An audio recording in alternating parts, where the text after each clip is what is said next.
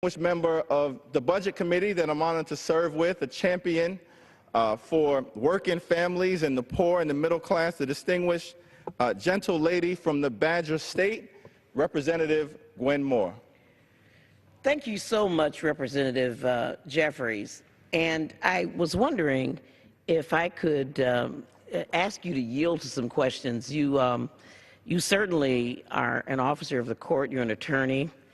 And so I wanted to ask you to expand a little bit on your contention that constitutional experts and legal scholars have commented that the lawsuit will fail for the lack of standing, that there is no injury here that anyone could point to, and to explain that to me a little bit more. Well, I thank the gentle lady for yielding back. Chief Justice Scalia, in an opinion in 1997, Raines v. Byrd, Chief Justice Rehnquist, made the point that individual members of Congress do not have standing to bring lawsuits in court if they cannot point to a particularized or personal injury, which the GOP in this case will not be able to do, because the injury that's being claimed relates to policy disputes, such as the ACA and the employer mandate, such as DACA, and such as the welfare work requirements. These are broad policy disputes, not particularized injuries. And the court went on to point out that if one of the members of Congress were to retire tomorrow, he would no longer have a general claim. The claim would be possessed by his successor instead. The claimed injury, referring to policy disputes, attaches to the member's seat, a seat which the member holds as trustee for his constituents, not as a prerogative of personal power. In other words, there is no standing for members of Congress to bring a lawsuit against the president in the context of a policy dispute.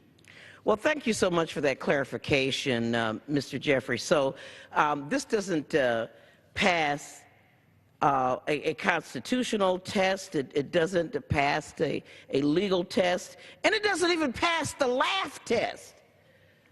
Because I can tell you, for folk who have sued, who have pursued repeal of the Affordable Care Act for over 50 times, not wanting to implement the employer mandate, to turn around and say we've been injured because the president delayed it, does not pass the laugh test. I tell you, I have been elected and served as a public servant since 1988. And I can tell you that Republicans have continuously chastised Democrats for their frivolous lawsuits. Republicans have continuously claimed that people who have been injured by products, consumer products, should have a cap on their claims. And yet, this frivolous lawsuit will cost hundreds of millions of dollars. So while it may not have any standing, Mr. Jeffries, it certainly will cost hundreds of millions of dollars before that ruling will be made. As a matter of fact, in this do-nothing Congress, we have, in fact, wasted money. It's not only that we've wasted time, we have wasted money. Some examples on what we have done so far. We've spent $79 million so far in over 50 attacks on the Affordable Care Act. We've even shut the government down for $24 billion, that's billion with the B, dollars. So how much is it going to cost us to once again promote this frivolous lawsuit? We're in session. This is the last week of Congress. And are we going to talk about helping young people with unaffordable interest rates on student loans? No. Are we going to talk about extending and reauthorizing the Export-Import Bank to help manufacturers that are in my district? No. Are we going to talk about providing unemployment compensation for people who are suffering with no income and no fault of their own because the economy is still like, no. Are we going to talk about raising the minimum wage? Are we going to talk about reauthorizing terrorism risk insurance? No.